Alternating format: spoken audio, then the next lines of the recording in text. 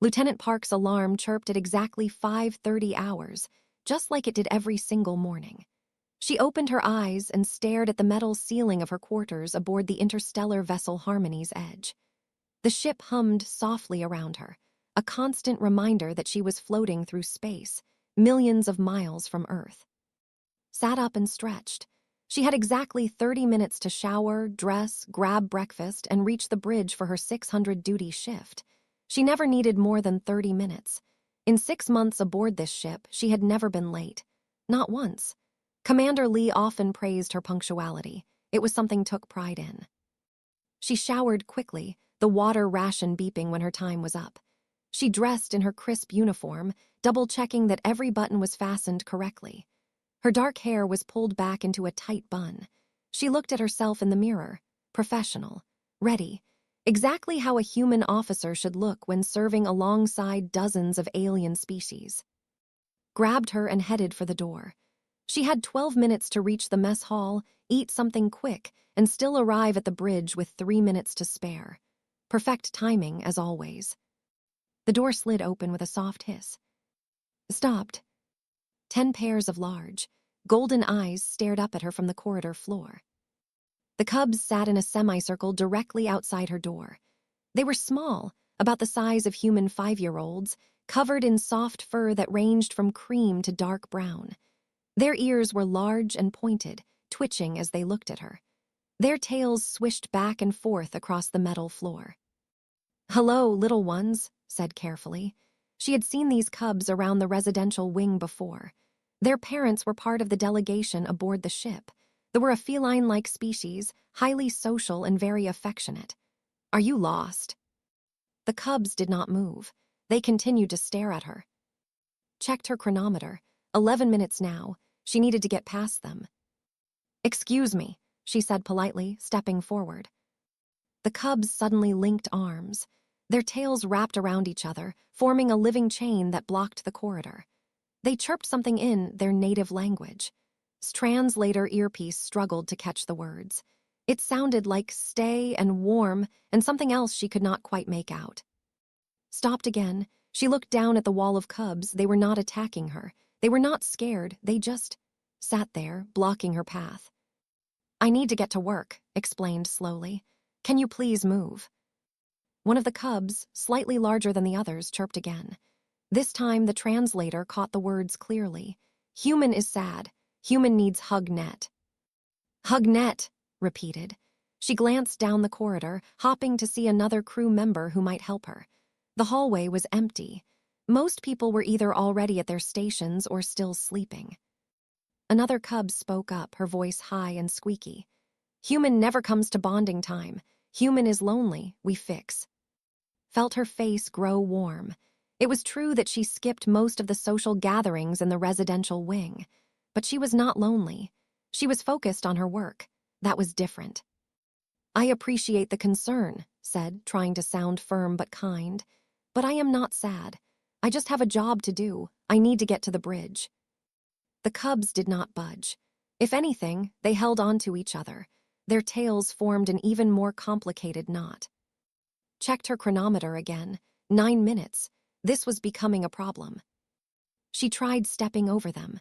The moment her foot lifted, the cubs made a loud trilling sound. It was not aggressive, but it was definitely a protest. Several doors along the corridor opened. Other residents poked their heads out to see what the noise was about. "Everything okay out here?"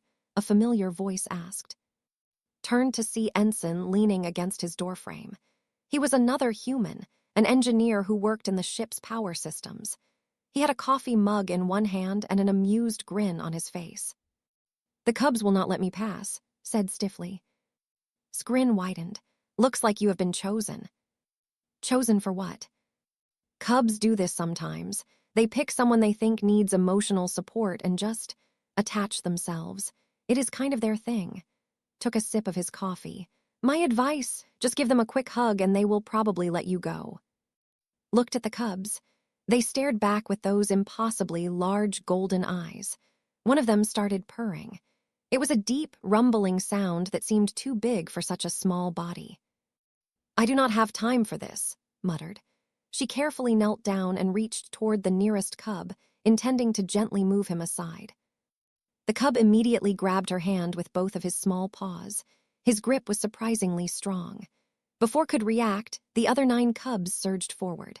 They piled onto her, wrapping their small arms around her shoulders, her waist, even her legs. Their fur was incredibly soft.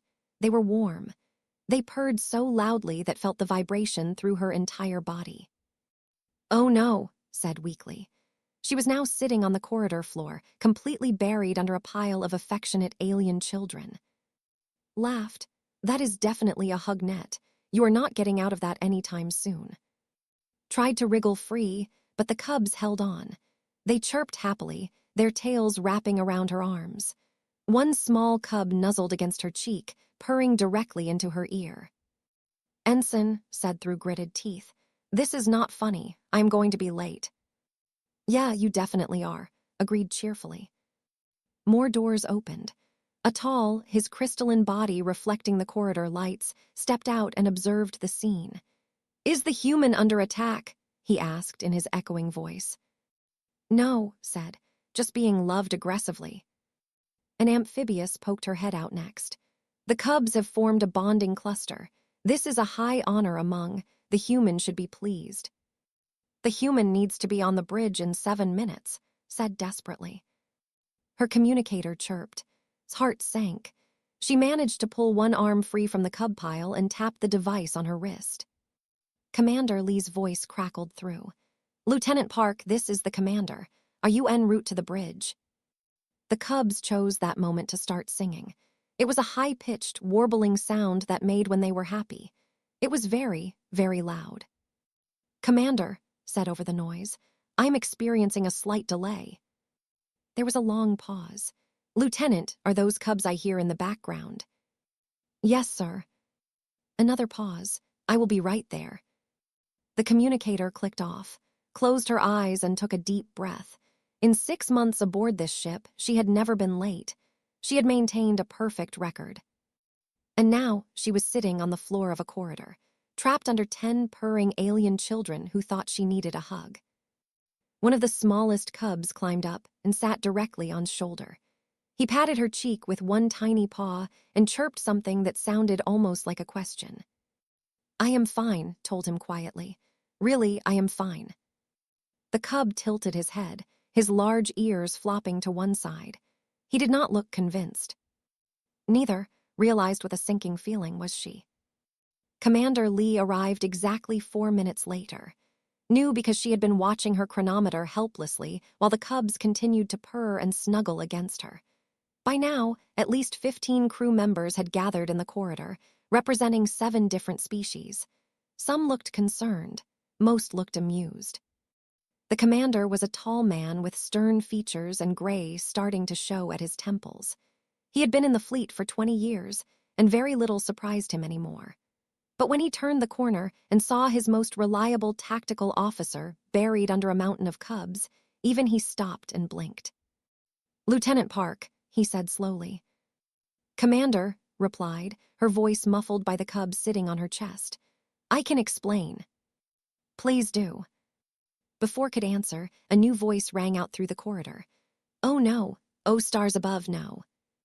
Ambassador pushed through the crowd. She was an adult, tall and elegant, with silver-streaked fur and intelligent golden eyes. She wore the formal robes of a diplomatic envoy. When she saw the cubs clinging to, her ears flattened against her head in what had learned was a sign of distress. "Commander Lee, I am so terribly sorry," Ambassador said quickly. "This is completely unacceptable. I will remove the cubs immediately." "They are your children?" Commander asked. "3 of them are mine. The others belong to members of my delegation." The ambassador approached the cub pile and spoke in rapid. Her voice was sharp and commanding. The cubs looked at her, then they looked at each other, then they held on to even. One of the cubs, the larger one who had spoken first, chirped back at the ambassador. His translator caught most of it. "Human is sick sad. Human has cold heart. We are warming." Ambassador's ears drooped even further. She turned to Commander. "This has become a diplomatic incident. I take full responsibility." An incident, spoke up from where he was leaning against the wall, still holding his coffee. It is just kids being kids. You do not understand, Ambassador said, her tail lashing anxiously. In culture, when cubs form a healing circle around someone, it means they have sensed deep emotional distress. They are trying to cure what they perceive as a dangerous illness. An illness, tried to sit up, which was difficult with 10 cubs attached to her. I am not ill, I am perfectly healthy. Ambassador looked at with kind but sad eyes. They do not mean physical illness, Lieutenant. Cubs are extremely sensitive to emotional states. They can detect stress hormones, elevated cortisol, signs of burnout and isolation.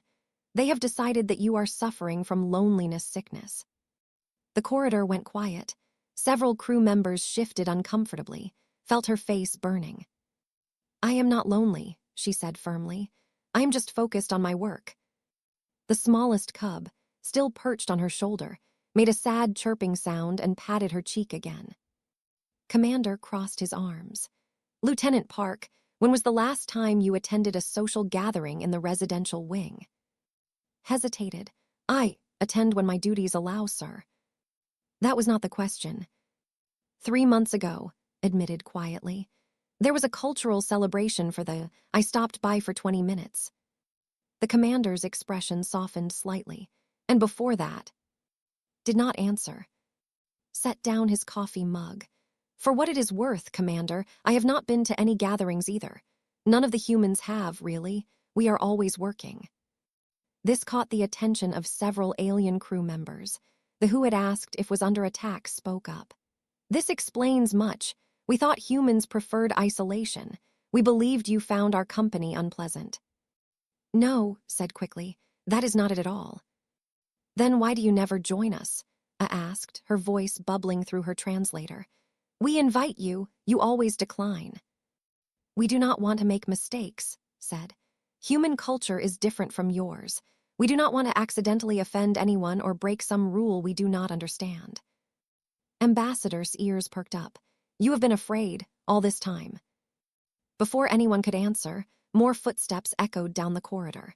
A new figure appeared, a human woman with kind eyes and graying hair pulled into a loose braid. She carried a medical. I heard there was a situation, Doctor said. She was the ship's counselor and had been aboard even longer than Commander. She looked at surrounded by cubs and nodded slowly. Ah, intervention. I should have seen this coming. You know about this? Commander asked. Cubs never make mistakes about emotional states, Doctor explained. If they have decided Lieutenant Park needs help, then she needs help. The question is whether she is ready to accept it. I do not need help, insisted, but her voice cracked slightly on the last word. The cubs heard it. They all started humming at once. It was a low, soothing sound that made to comfort each other. The vibration seemed to fill the entire corridor. That is their healing song, Ambassador said softly.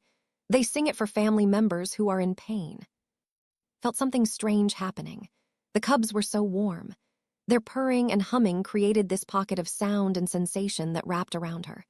For 6 months, she had kept herself carefully controlled, always professional, always focused. But sitting here on this corridor floor, surrounded by these small creatures who barely knew her but cared anyway, something inside her started to crack. I just wanted to do a good job, said quietly. Humans are new to the fleet. We have to prove ourselves. I thought if I worked hard enough, if I was always on time, always prepared, always professional, I thought that would be enough. Enough for what? Doctor asked gently. Enough to show we belong here. Looked around at all the different species watching her. You have all been exploring space for centuries. We just got here. I thought I had to be perfect. Commander knelt down beside her. Lieutenant, you have been an exemplary officer, but you are not a machine. You are allowed to be human. The cubs understood what we did not, Ambassador said. You were working yourself to exhaustion. In trying to prove your worth through duty alone, you isolated yourself from the very community you sought to join. One of the cubs, a medium-sized one with dark brown fur, looked up at Commander. Human Commander also has cold heart, she chirped. Human Commander also needs hug net. Commander looked startled. What? She is right, Doctor said with a slight smile. When was the last time you attended a social gathering, Commander? The commander opened his mouth, then closed it, then cleared his throat. I have been busy with bridge duties. Humans all have cold heart, another cub announced sadly. All humans need hugs. Laughed, but it sounded a bit shaky. The kid might have a point. An alarm suddenly blared through the ship's communication system. Everyone jumped. The cubs squeaked in surprise and hugged even. Bridge to Commander Lee, a voice crackled through. We have picked up a distress signal. A freighter is under attack by raiders 2 sectors away. We need Lieutenant Park at Tactical immediately. Commander stood up quickly. Acknowledged, we are coming now.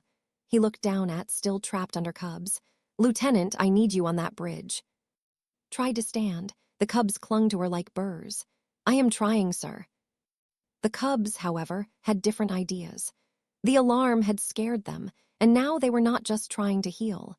They were scared and seeking comfort from the one they had decided to protect. Please, said to the cubs, trying to keep her voice calm. People need help. I have to go help them. The largest cub looked up at her with enormous eyes. You will come back. Yes, promised. I will come back. You will come back to hug Net, the cub pressed. Hesitated. Commander looked at her. Doctor looked at her. The entire corridor of alien crew members looked at her. Yes, said finally. I will come back to the hug Net. The cub shook his head. Not enough. Humans lie sometimes, need promise. Looked at the small creature. Then, without thinking too hard about it, she held out her smallest finger. This is a pinky promise. In human culture, it is unbreakable. When a human makes a pinky promise, they have to keep it or they lose their honor. The cub stared at her finger. Then he wrapped his small paw around it. His touch was gentle but firm. Pinky promise, he repeated carefully. Unbreakable. Unbreakable, agreed. One by one, the other 9 cubs made pinky promises with. It took almost 3 minutes. Commander looked like he wanted to rush her, but Doctor put a hand on his arm and shook her head. Finally, all 10 promises were made. The cubs slowly released their grip and stepped back. They formed a line in the corridor, standing at attention like tiny soldiers. The largest cub pointed down the hallway toward the bridge. Human goes to protect ship now. Cubs will wait. Stood up, her legs stiff from sitting on the floor. She straightened her uniform and looked at Commander. Ready, sir. As she and the commander hurried toward the bridge, heard the cubs start to march behind them. She glanced back. All 10 cubs were following her, their small feet pattering on the metal floor. They were not blocking her anymore. They were escorting her. Cubs protect human while human protects ship, one of them chirped proudly. Despite everything, despite being late for duty for the first time in 6 months, despite the crisis they were rushing toward, felt herself smile. Maybe, she thought, belonging was not about being perfect. Maybe it was about making promises you intended to keep. The bridge of the Harmony's edge was a circular room filled with holographic displays and control stations. Officers from 6 different species worked at their posts, monitoring ship systems and scanning space for threats. When rushed through the door with Commander, everyone looked up. Lieutenant Park reporting for duty, sir, said, moving quickly to her tactical station. She was 47 minutes late. 47 minutes. The thought made her stomach twist. Glad you could join us, Lieutenant, the commander said, but his voice was not angry. If anything, he sounded almost amused.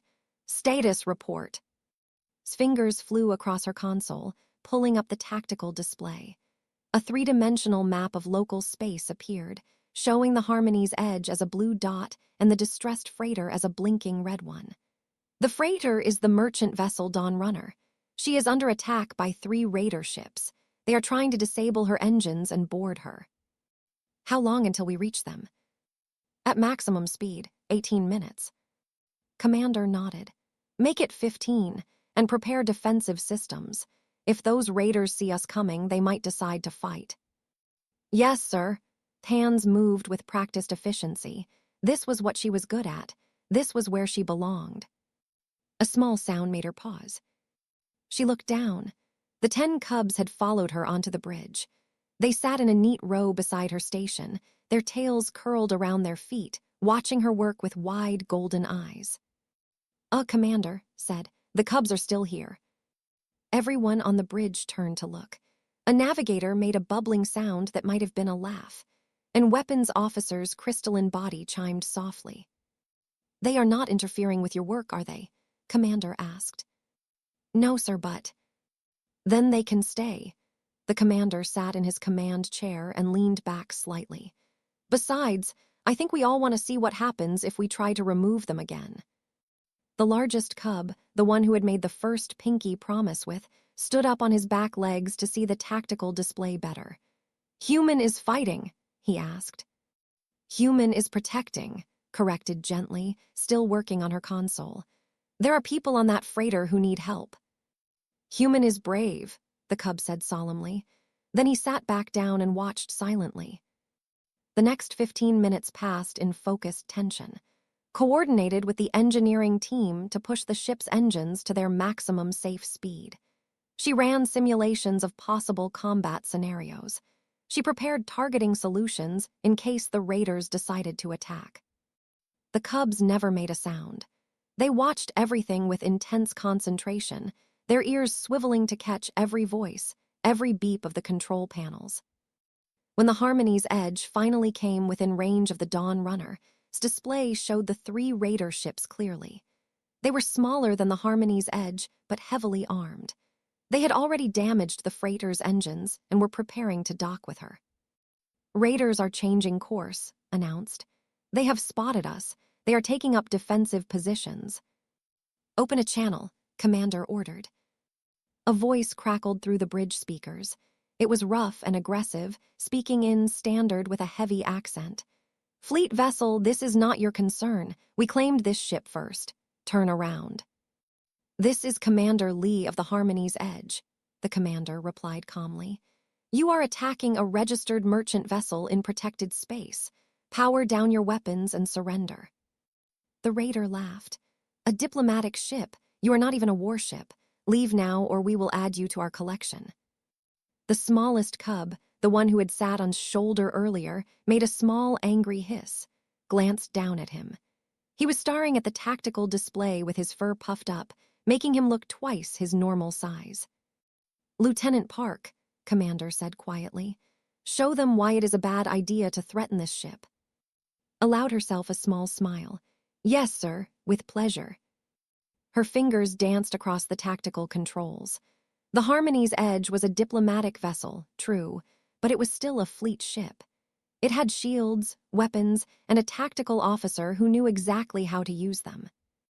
The first raider ship moved to attack, waited until it was fully committed to its approach vector, then fired a precisely aimed shot that disabled its forward shields. Before the raider could adjust, she fired again, taking out their weapons array. The raider ship spun out of control, its systems sparking. "One down," reported. "No casualties on their side. Their life support is intact." The second and third raiders seemed to reconsider their approach. They split up, trying to flank the Harmony's Edge from 2 directions. "They are attempting a pincer move," said, rotating shields to compensate. The cubs watched with complete focus as worked. She tracked both raider ships on her display, calculated their trajectories, anticipated their firing solutions. It was like a dance, a deadly game of move and countermove. The second raider fired, had already adjusted the shields. The shot splashed harmlessly against their defenses. "Return fire," Commander ordered. Targeted the second raider's engine core, not to destroy it but to disable it. The shot was perfect. The raider's engines flickered and died. The ship went dark, drifting in space. "2 down," said. "The Dawn Runner is safe from that one." The third raider seemed to realize it was outmatched. It turned and began to flee. "Shall I pursue, sir?" asked. "Let them go," Commander decided. "They will tell their friends that attacking ships in fleet-protected space is a very bad idea." The third raider jumped to faster-than-light speed and vanished. immediately began scanning for any additional threats. "Area is clear, sir. No other hostile vessels detected." "Well done, Lieutenant." The commander stood from his chair. "Send a medical team to the Dawn Runner and have a salvage crew secure those 2 raider ships." "Yes, sir." As the bridge crew began their post-combat procedures, the Cubs suddenly erupted in celebration. They jumped up and down, chirping and trilling with joy. The smallest one climbed up Slag and wrapped his arms around her neck. "Human 1, he squeaked. "Human is mighty warrior."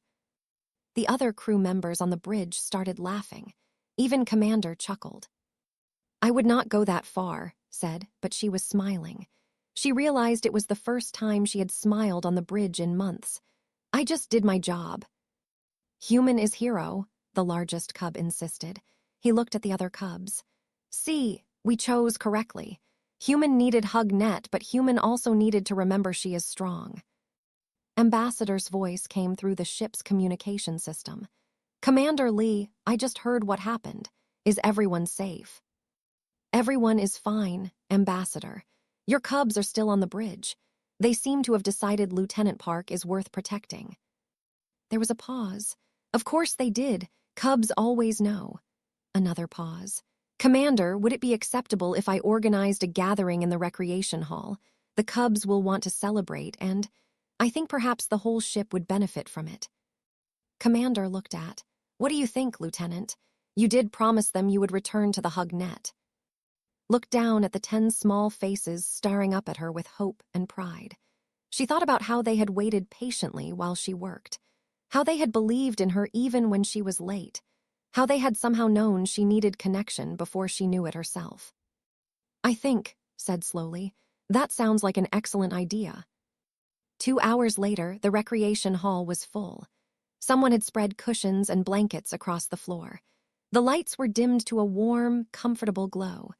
Crew members from every species aboard the ship had gathered, sitting in small groups, talking and laughing.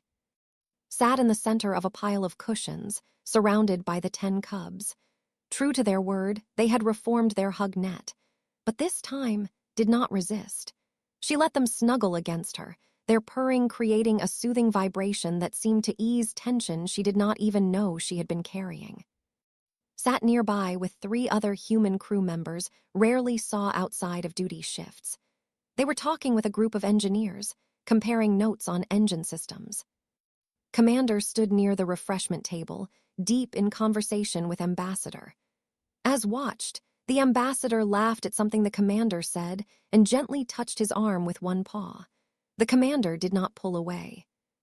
"You see," the largest cub said to, "humans are pack creatures, you need others, all humans do." "How did you know?" asked. "How did you know I needed this?" The cub tilted his head. "Humans smell sad when lonely. Your scent was all wrong. Too much worry smell, not enough happy smell. We can smell emotions." "Of course, all mammals can a little, some better than others." The cub patted her hand. "You smell much better now, still some worry smell but also happy smell. And proud smell, that is good." Doctor appeared carrying a tray of drinks.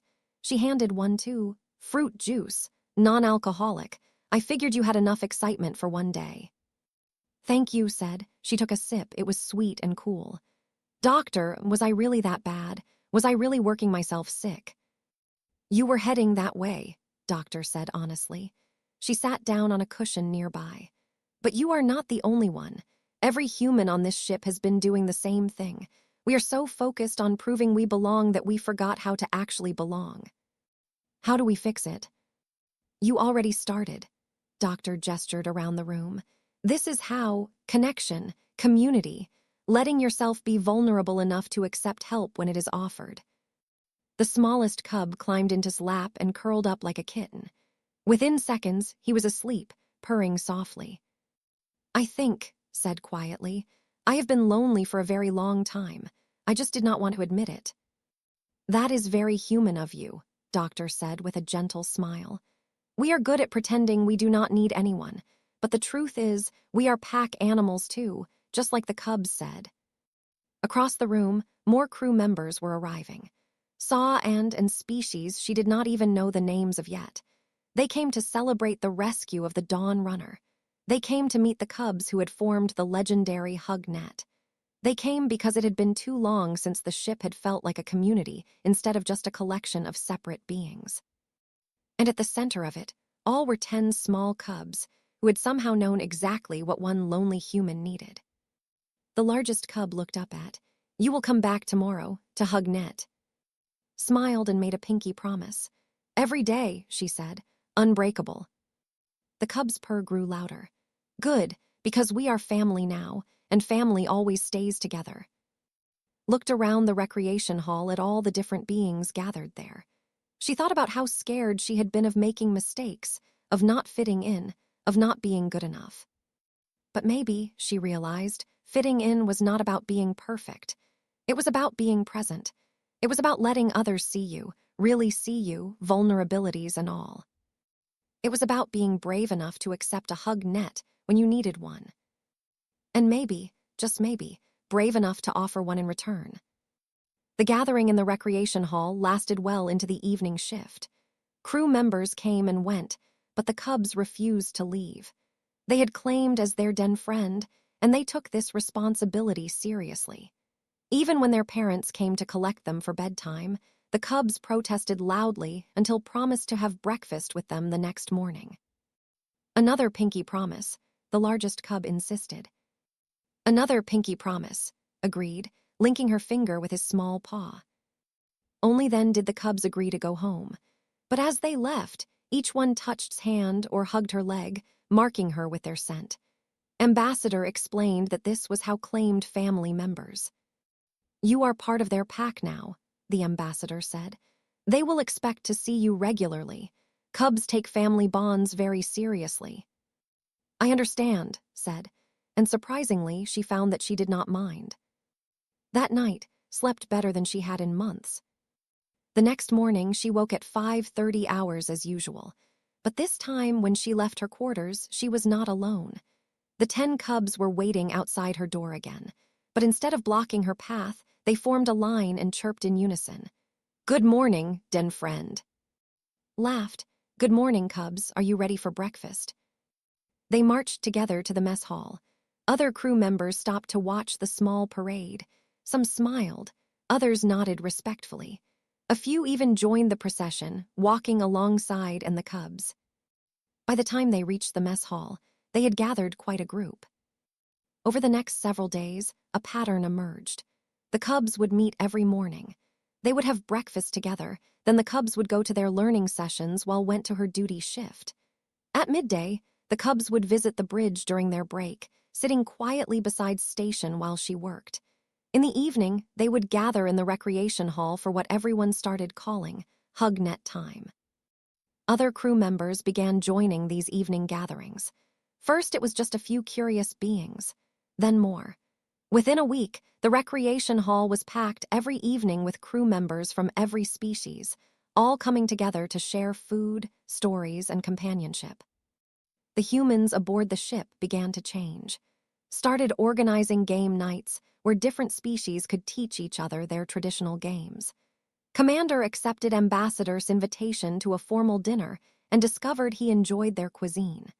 Doctor started offering group counseling sessions focused on cross-cultural stress management, and found that she was no longer afraid of making mistakes. The cubs had taught her something important. Connection mattered more than perfection. But 3 weeks after the first HugNet incident, a new situation arose that would test everything they had learned. It started during the morning shift. Was at her tactical station, the cubs sitting nearby and working on their language lessons. The bridge was quiet, routine scanning operations running smoothly. Then the proximity alarm screamed to life. "Contact," called out. Multiple vessels dropping out of faster-than-light travel. Distance, 300,000 kilometers and closing fast. Commander was on his feet instantly. Identification. His fingers flew across her console. "I am reading 12 ships. No, 15.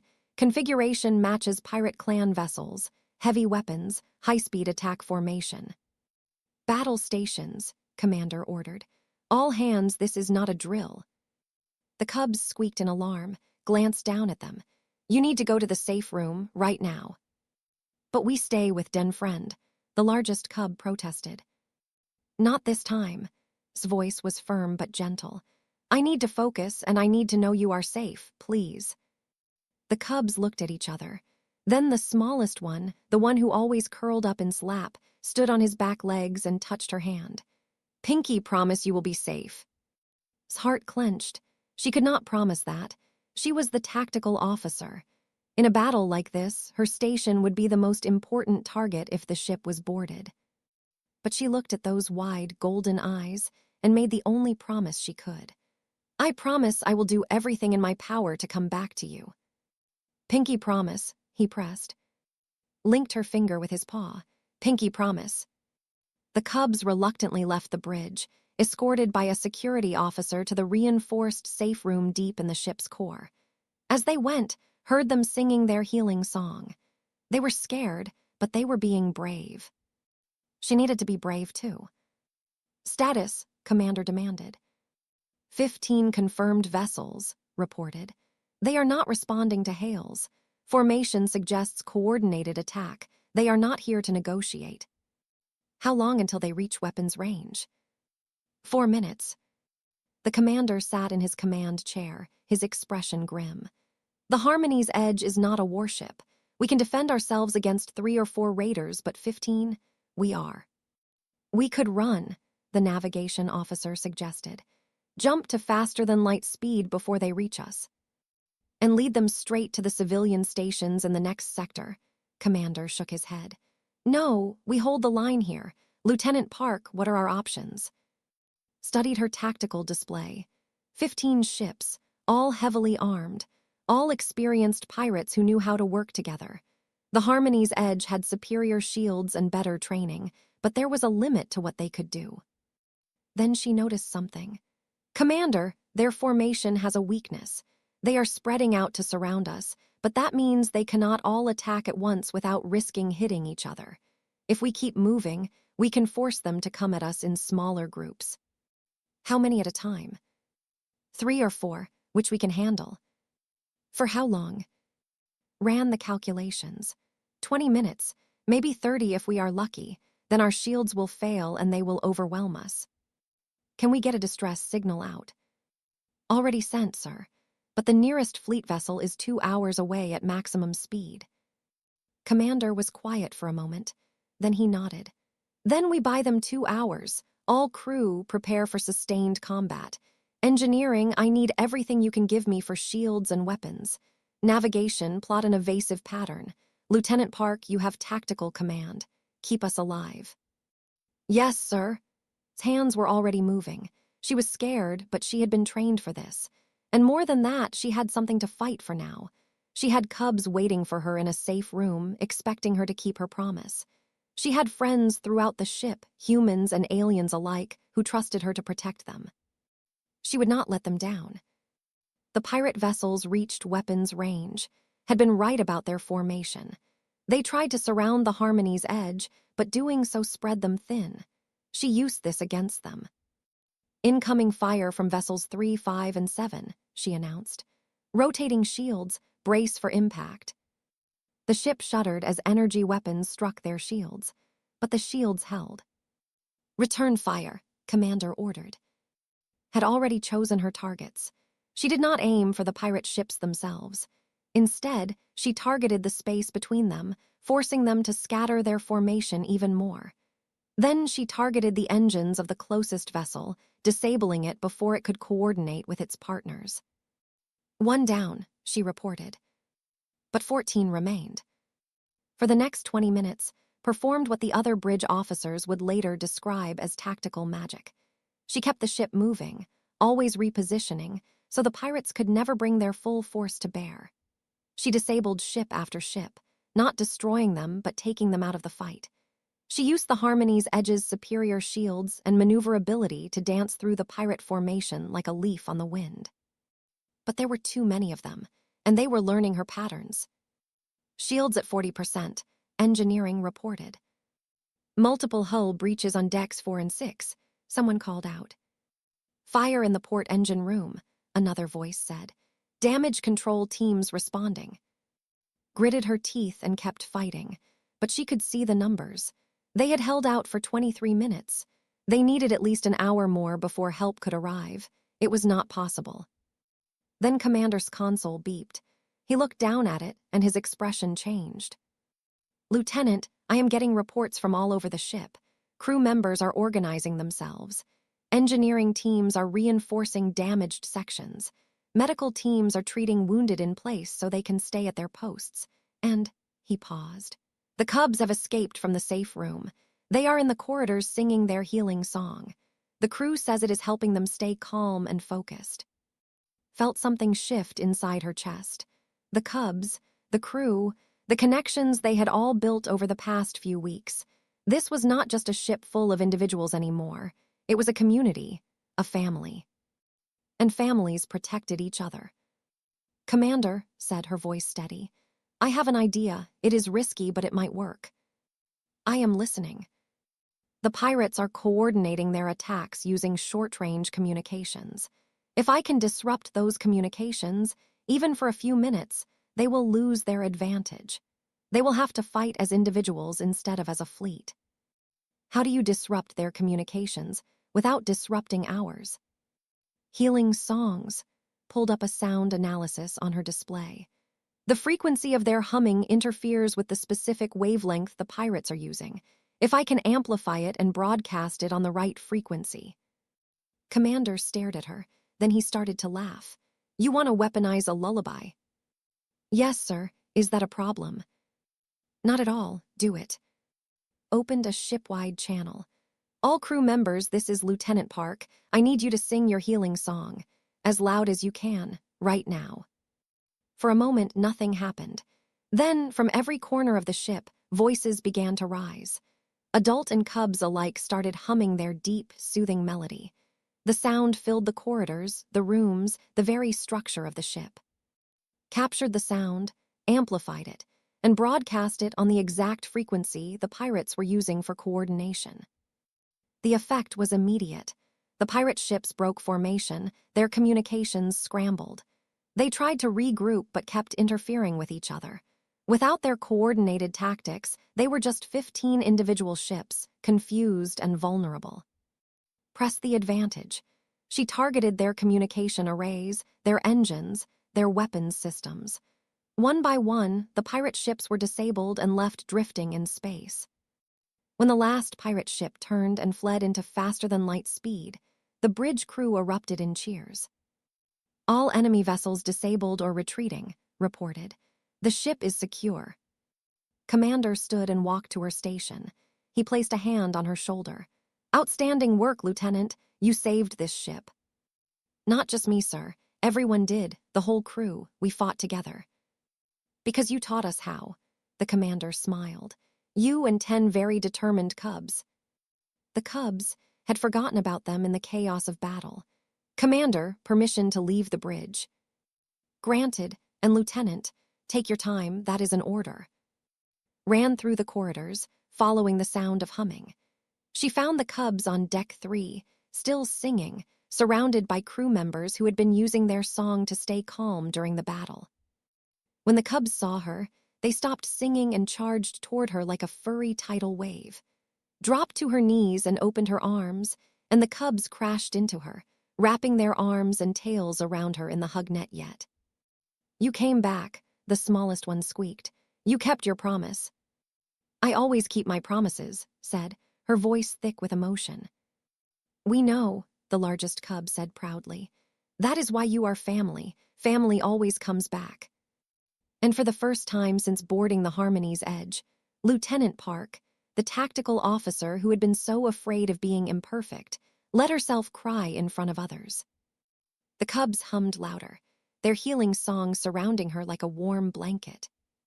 And the crew, her shipmates, her family, stood by and kept watch while she finally, truly let herself belong. The repairs took 3 days.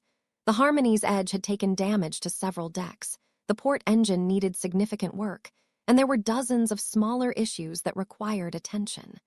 But the crew worked with unusual energy and cooperation. Beings who had barely spoken to each other a month ago now worked side by side, sharing tools and techniques and stories. The Cubs appointed themselves as unofficial morale officers. They visited every repair team, offering encouragement and small gifts they had made in their learning sessions. An engineer received a drawing of her fixing the water systems. A technician got a clay sculpture of his crystalline form. And every human crew member received a small bracelet woven from colorful threads, which the Cubs said were family markers. Wore hers on her left wrist, right beside her chronometer. She looked at it often during her duty shifts, a reminder that she was not alone anymore. On the fourth day after the battle, a formal ceremony was held in the main assembly hall. The rescued freighter Dawn Runner had returned with its captain to thank the Harmony's Edge personally. Fleet Command had sent official commendations for the entire crew, and there was one more piece of business that needed to be addressed. The assembly hall was packed. Every crew member who could attend was there, sitting or standing according to their species' preferences. The Cubs sat in the front row, dressed in small formal vests that made them look impossibly adorable. They kept glancing back at and waving. Commander stood at the podium, looking more relaxed than had ever seen him. "We are here today to recognize exceptional service," he began. 3 weeks ago, this ship was simply a collection of individuals from different worlds, different cultures, different values. We worked together, yes, but we did not truly understand each other. He paused and smiled. And then 10 Cubs decided that a human needed a hug. What seemed like a small incident, even a humorous one, became the catalyst for something much more important. It reminded us that we are not just crew members. We are a community. The commander turned to look at. "Lieutenant Park, please come forward." His heart pounded as she walked to the podium. She had received commendations before, but this felt different, more personal.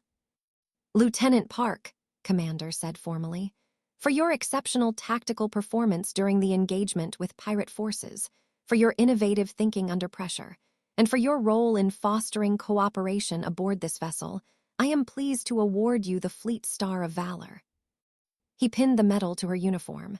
The crew applauded. The Cubs cheered so loudly that several people laughed. But the commander held up his hand. "However, there is one other matter to address. Lieutenant Park, according to the ship's logs, you were 47 minutes late for your duty shift on the morning of the first HugNet incident. This is a violation of fleet protocol." The room went silent, felt her face grow hot. She had almost forgotten about being late. So much had happened since then. "Do you have anything to say in your defense?" Commander asked, but there was a twinkle in his eye. Before could answer, the largest Cub jumped to his feet. "It was our fault," he shouted. "We made her late, do not punish den friend." The other Cubs joined in, all talking at once. "We blocked her. We would not let her go. She tried to leave, but we held on." Commander held up his hand again. "I am aware of the circumstances, and after consulting with Fleet Command and our diplomatic staff, I am pleased to announce a new protocol. Effective immediately, crew members may be excused for tardiness due to what we are now calling unavoidable cultural exchange. This will be officially known as the Park Clause." The crew laughed and applauded, felt her eyes sting with tears. "Furthermore," the commander continued, "after seeing the positive effects of regular social interaction on crew performance, I am mandating that all crew members participate in at least 3 cultural exchange activities per week. This is not optional. This is for the health and efficiency of the ship." Leaned over too and whispered, "He just ordered us to make friends, only in the fleet." But saw the wisdom in it. They had all been so focused on duty that they had forgotten why duty mattered. They protected people. They served the community. And you could not protect a community if you were not part of it. The ceremony continued with other commendations and awards. But the most memorable moment came when Captain of the Dawn Runner, a grizzled elder with battle scars and gray fur, approached the podium. "I have been flying freight for 40 years, he said in a deep, gravelly voice. "I have been attacked by pirates before. Usually when a ship comes to help, they arrive after the pirates have already taken everything and left. But the Harmony's Edge arrived in time. You fought for us. You risked yourselves for strangers." He turned to look at. "I heard the story of how your tactical officer was late for duty because cubs formed a hug net. At first, I thought it was a joke, but then I understood. A ship where cubs feel safe enough to do such a thing, where an officer takes time to make pinky promises with children even during a crisis, where healing songs can be turned into weapons. That is a ship with heart. That is a ship worth serving with." Captain reached into his vest and pulled out a small carved stone. "This is a family token. It has been in my family for 6 generations. Lieutenant Park, you saved my ship and my crew. By tradition, that makes you family. I give this to you freely, and I hope you will carry it as a reminder that you have made a difference." Accepted the stone with shaking hands. It was smooth and warm, carved with intricate patterns she did not recognize. "Captain, I do not know what to say." "Say you will keep it safe, and say you will continue to teach others what you have learned." "I promise," said, then she smiled. "Pinky promise." The cubs cheered again. Captain laughed, a sound like rolling thunder, and held out his smallest claw. Linked her finger with it, and the whole assembly hall erupted in applause. After the ceremony, the recreation hall transformed into a massive celebration. Captain's crew had brought food from their travels, exotic dishes from a dozen different worlds. The delegation provided traditional music. The set up water sculptures that shifted and changed with the mood of the room. The created light displays that reflected off their crystalline bodies in rainbow patterns. And the humans, all 23 of them aboard the ship, finally relaxed and joined in. Sat in her usual spot, surrounded by cubs in their perpetual hug net. But now other crew members joined them. Sat on her left, arguing good-naturedly with about engine efficiency. Doctor sat on her right, trading stories with Ambassador. Commander stood nearby, holding a small cub who had decided the commander needed to be part of a hug net too. "You know," said during a lull in conversation, "a month ago, I would have been terrified to be here. I would have been worried about saying the wrong thing or offending someone." "And now?" asked. "Now I know that if I mess up, someone will just explain it to me and probably laugh about it, and then we will all move on." He gestured around the room. "We are not perfect. None of us are, but we are trying, and that is what matters." The smallest cub climbed into his lap, as he did every evening now. He yawned, showing tiny sharp teeth. "Tell story," he asked sleepily. "What kind of story?" "Story about humans, why humans are special." Thought about it. A month ago, she would have talked about human achievements, human technology, human military prowess. But now she understood something different. "Humans are special," she said softly, "because we can bond with almost anyone. We can find family in the strangest places. We can look at someone completely different from us and think, yes, I will protect you. I will stand with you. You are worth fighting for." "Like us?" the cub asked. "Exactly like you." "Are all humans like this?" Looked around the room at her fellow humans, all of them engaged in conversation with alien beings, all of them smiling and laughing and finally looking comfortable. "Yes," she said. "We just forget sometimes. We get so focused on being strong that we forget that connection is also strength." "Silly humans," the cub murmured, already half asleep. "Very silly," agreed. Commander approached with the cub still clinging to his shoulder. "Lieutenant, I wanted to thank you. Before the hug net incident, I had written a report to Fleet Command recommending that we reduce the number of family delegations aboard this ship. I thought they were a distraction from our mission. And now? Now I understand they are the mission. We are not here just to patrol space and respond to emergencies. We are here to prove that different species can live together, work together, become family together." He gently petted the cub on his shoulder, who purred contentedly. "I was wrong to think duty and connection were separate things. You taught me that." "The cubs taught me that," corrected. "Then we all learned together." The commander smiled. "That is what good crews do." As the evening wore on, more crew members arrived to share in the celebration. The story of the hug net and the battle had spread throughout the fleet communication network. Other ships were sending messages asking about the park clause, and whether they could implement similar protocols. Ambassador stood to address the gathering. "My friends," she said, her voice carrying through the hall. "The cubs have always been teachers. In culture, we believe cubs see truth that adults sometimes forget.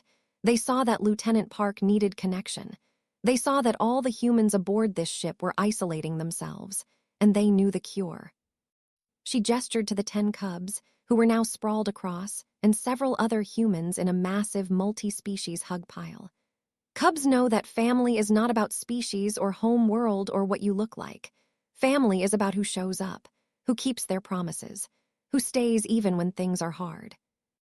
The cubs have declared all humans aboard this ship to be honorary family members, and I, as ambassador, officially recognize this declaration. You are all part of our pack now." The crew members began humming their acceptance song. It was different from the healing song, deeper and more resonant. Other species joined in with their own sounds of approval. The clicked in rhythm.